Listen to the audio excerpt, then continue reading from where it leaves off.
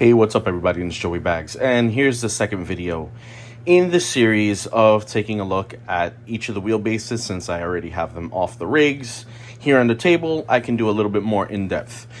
You would have already seen a previous video I did of the PXM V12 and some stuff there.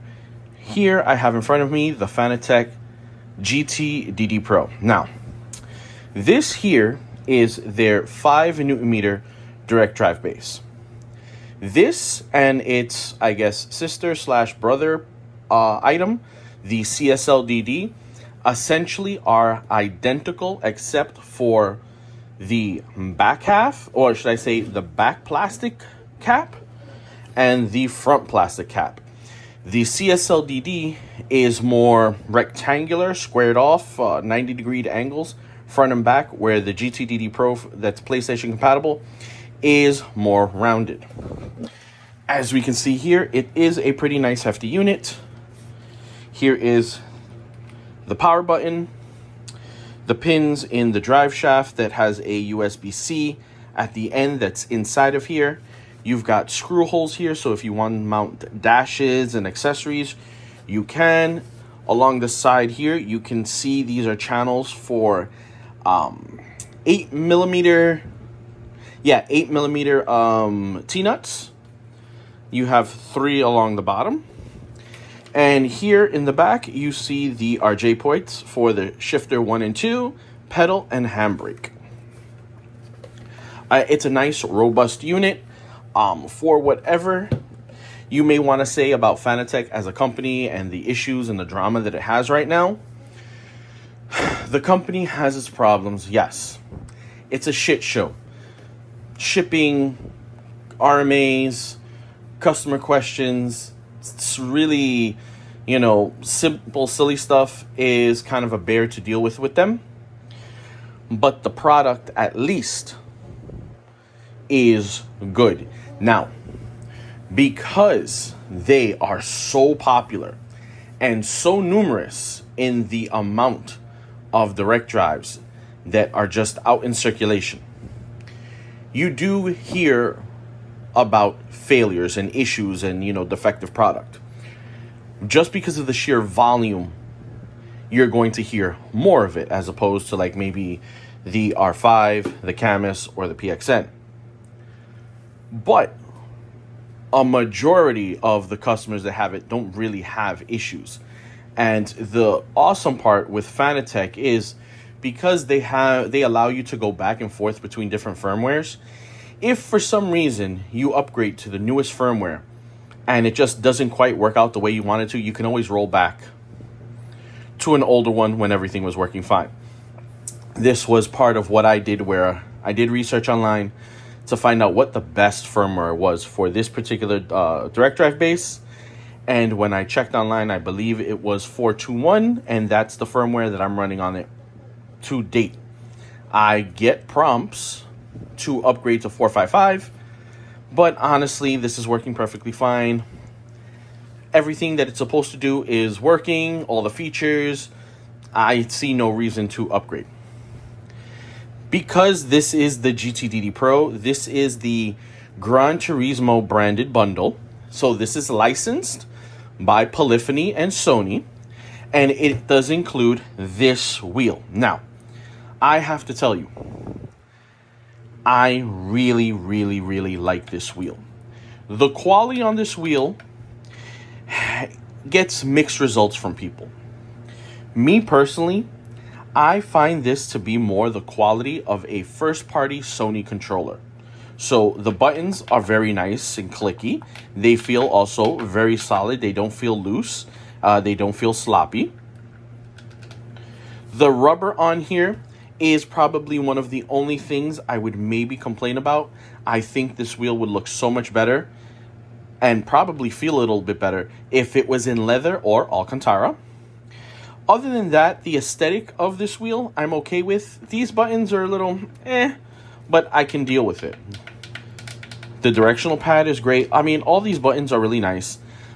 This here is a little tack, our LED display, and right here is a little LCD display that will display a little multifunction settings here if you want to increase, decrease force feedback. Just a couple little things to get to real quick. But also in sim, it displays your RPM, I believe, speed, and gear. On the back, it does have these magnetic paddles for the shifter, and only one set. Now, of everything here, this is probably the weakest link. They don't feel horrible, but coming from something like the PXN, where I've got a nice chunky feel, I think it could be a little bit better. The Moza R5, or should I say the Moza ES paddles, actually have a slightly better sensation, a little bit stiffer than the GT DD Pro wheel. And if we test the KS wheel, since it does have magnets, it's actually a little bit better. The McLaren GT3 wheel, this is actually a point of contention for some people. Some people like it, some people don't. I'm neither here nor there, but I do have a upgrade from 3D Wrap that I will be installing on here, so that video will be coming. This does come with a QR1 Lite quick release on it. I've only heard bad things about it, and a lot of the advice and the running advice on the Fanatec subreddit and on the Fanatec forums is, as soon as you can change this out to a metal QR1 like I have here, or now a QR2 since QR2 is released, it's an upgrade that you should do. Before I even used it, I had managed to snag a couple of QR1s secondhand from Facebook Marketplace for $10 each. Super awesome. So I had ordered that and I installed it onto here, and it's been great since. The Fanatec software is amazing comparatively to some of these other ones. Maybe not so much the Moza. I really like Pit House, but compared to PXN, compared to Camus, the software on the Fanatec, the Fanalabs, and it's amazing software comparatively. Aftermarket wheel-wise, we're talking Fanatec here. They have tons of different aftermarket, first-party aftermarket, should I say first-party wheels that you can get that will mount up to your wheelbase. This does also have a available 8 Nm boost kit, which I happen to have and have used. And quite honestly, as much as I don't want to have to recommend buying something additional, I do feel that the purchase is worth it. Now, if you don't want to give Fanatec the $100 and I think $20 for it, you can find a aftermarket third-party power brick that will jump this up to the 8 Nm for about $50 to $60. So, yeah, the reviews on it are actually pretty good. A lot of people are using it. They've gone that route and they love it. So it's one of those things where I would probably recommend, if that's what you wanted to do, definitely do that. But I do feel like 8 Nm, this is a super awesome wheelbase. I really do like this wheel. The magnetic shifters is my little point of contention. But I do have a upgrade kit coming from 3D Wrap. Shout out to 3D Wrap, because they're actually sending out, well, they have sent out some awesome upgrades for pedals and shifters here for the GT3 wheel. You know, I have a variety of upgrades for all of them, which I'll be doing videos on everything. So super shout out to 3D Wrap. But I mean, quite honestly, if you've got the money to spend and you're okay spending the $700 for this bundle, you know, it's great. Now, the unfortunate part, the CSL pedals are kind of regular. It's a Hall effect sensor pedal, similar to all of the other wheelbases that I've shown you. So in this bundle, those pedals are going to be kind of regular. They're not bad, and they do sell upgrades. 3D Wrap has, you know, performance mods for it that will improve the pedal feel. But I did opt for getting the CSL load cell because I was able to snag it on a deal during Black Friday, and I have to say, the load cell is a must buy. And this is where, you know, The Fanatec route, while it's great, it just gets expensive. And honestly, you sit there and you have to really, think about how much you're spending for what you're getting. And really, this is their entry-level setup. The good part is that you're really only spending a lot of money if you're going with console compatibility. So the PlayStation version here, you're looking at $700 for this bundle. But you can use it on your PlayStation. That's awesome. You don't have to get the 8 Nm up boost kit, and you don't have to get a load cell. So for the $700, you can go ahead and you can use it. It'll be great. Will you come across some shortcomings? Now that I've used some of the upgrade parts, yes, I can definitely say you will probably be feeling the want to upgrade not too long after. So I would probably go ahead and start looking toward, that load cell upgrade, and definitely at least the aftermarket 8 Nm boost kit.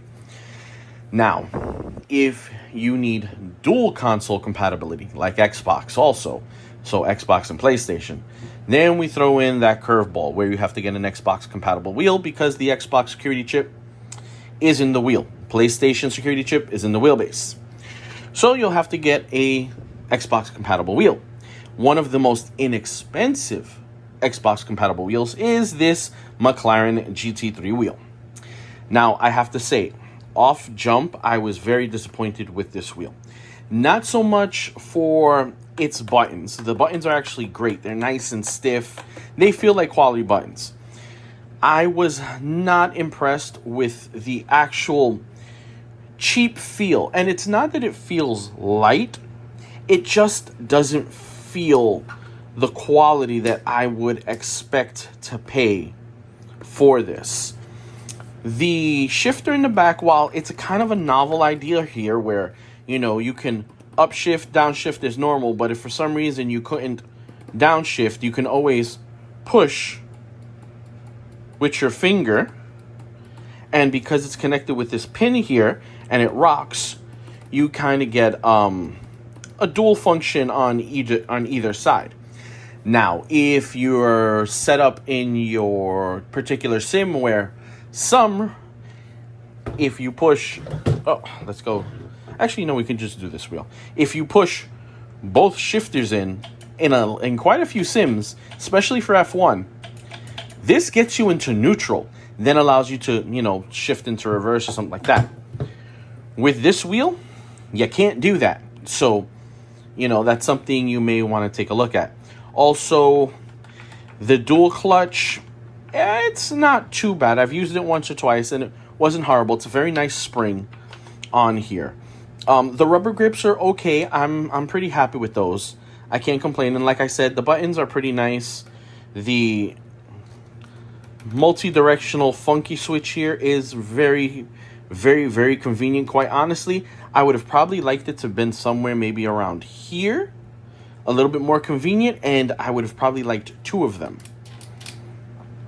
Other than that, for about $200, I think $199, it's not a bad wheel, but I feel it could have been a little bit more. But like I was saying, as you see, the price just kind of starts climbing with the Fanatec. So if you've got budget and you really do want to go the Fanatec route, but your budget doesn't allow you for the higher end Fanatec stuff, so like their Club Sport DD or Club Sport DD Plus, those are their new 12 and 15 Newton meter respective direct drive bases.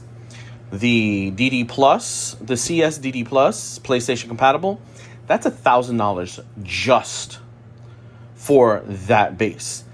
The Club Sport 12 Newton meter base, that one I believe is $700 just for the base. So as you see, more money. At that point, you've got to get pedals. That's more money. A wheel. That's more money. You could get their new Gran Turismo bundle, the CSDD Extreme, which quite honestly is a very, very attractive Gran Turismo branded wheel that is actually 300 millimeters. It looks great. The reviews are mixed. I would personally like to try it first before I said anything. But it's a very attractive bundle at, I believe it's $1,600. I could be incorrect, but I feel it's $1,600. And quite honestly, had that bundle been announced when I had ordered all my Fanatec stuff, I would have actually probably spent more money with Fanatec and gotten that bundle and like the V2.5 or the V2 load cell pedals and called it a day. Like I said, with Fanatec right now, it's kind of hit or miss. I've got one of my viewers, shout out to El Dominici, super awesome cat, super active on my live streams, you know, and a lot of my posts.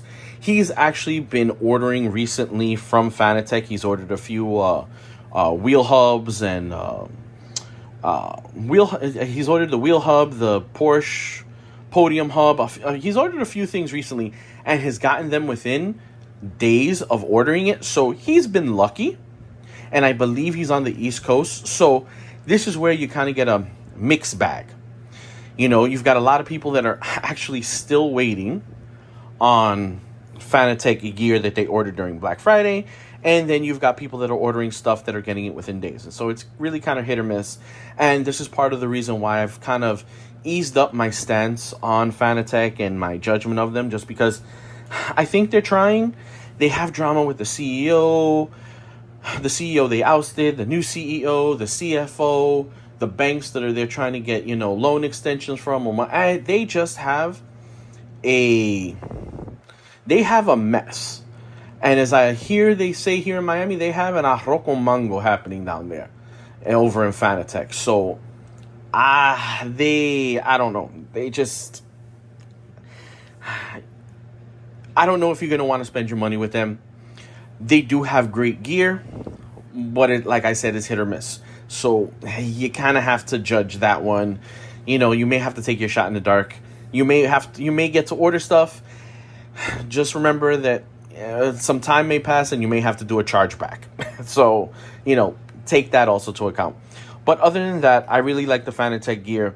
Now, the one issue with Fanatec is that everything is proprietary. So you're only going to use Fanatec stuff with Fanatec stuff. You can mix and match on PC. So you can use Fanatec wheelbase or Fanatec wheel and wheelbase with Hussenfeld pedals or Talentos. So you're not stuck only using Fanatec pedals with the wheelbase, but for the most part, unless you get a Sim Race Machine or SRM adapter, you can't use any other branded wheelbase wheels with the wheelbase. If you happen to do that, you lose force feedback in your wheelbase. So you've got to get these little adapters and emulators that SRM, Sim Race Machines, make to get that to work. But there's tons of other videos out there. Matt Malone has an awesome video from back in the day where he's doing that. I want to say, is it Geek Street? I don't know. I don't think it was Geek Street. I know it's somebody else. If you look and you put Sim Race Machine into your Google search or into your YouTube search, you'll pull up a few different videos where you've got people that are using their... Actually, Boosted Media has a great video where they, I think, have almost every product that Sim Race Machine produces, so that way you can use different wheels on Fanatec wheelbases and vice versa. Use Fanatec wheels on different wheelbases. So I love this wheel. I could get an adapter so that way I can put or bolt on a NRG quick release onto here. Well, actually, it's a little emulator that pops into here, works with these pins in here, and then allows me to plug this wheel to my computer via USB and attach a NRG quick release to it, so then I could use it on my PXM V12 or I could use it on my Moza base. So there's ways of doing it. You just got to look. But the number one company right now is Sim Race Machine when it comes to that. So huge shout out to them, and I'll put a link to their website in the description for this video. that's pretty much it, the in-depth look at the Fanatec unit. Like I said, a lot of possibilities. It's awesome, but the company's they're struggling right now. So you've got to take that into account and make the best decisions for you. And with that, I would have shown you the pedals, but I currently have them on the rig. I don't feel like taking them off. But they're your real run-of-the-mill pedals. There's tons of videos of them online. You can easily go ahead and search one of those and get the info that you want. Any questions, comments that you have, of course, as always, put them down in the comment section, and I'll get to them as soon as I can. And until the next one, I'll see ya. Peace.